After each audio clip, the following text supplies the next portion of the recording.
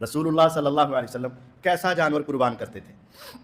رسول اللہ صلی اللہ علیہ وسلم عموماً ہمارے اعتبار سے جس کو کہہ لیں کجلا چھترا پسند کرتے تھے. ایک حدیث میں ہے کانا یضحی بکبشین اقرنین املحین موجوعین.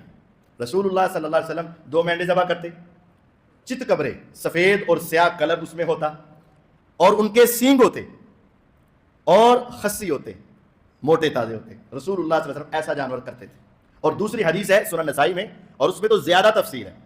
آپ ایسا جانور کرتے ینظر فی سواد، جس کی آنکھوں کے گرد کالا ہلکا ہوتا، ویأکل فی سواد، اور اس کے منہ کے پاس بھی تھوڑا سا کالا کلر ہوتا، ویضع فی سواد، اس کے سینے کے پاس بھی تھوڑا سا کالا رنگ ہوتا، ویمشی فی سواد، اور اس کے پاؤں کے پاس بھی تھوڑا سا کالا کلر ہوتا. اس طرح کا مینڈا رسول اللہ صلی اللہ علیہ وسلم کو بہت پسند تھا. آپ اس طرح کا تلاش کرنے کی کوشش کرتے، مل جاتا تو آپ ایسا کرتے، لیکن یہ لازم نہیں ہے، لیکن یہ کوئی ضروری نہیں ہے. اس طرح کا مل جائے تو بہت اچھی بات ہے، ایک مزید حضور سے محبت اور سنت پر عمل ہو جائے گا. اور اگر ایسا نہیں ہے تو جو جانور کی صفات ہیں بس ان کو دیکھیں، اللہ کے راستے میں قربان کریں.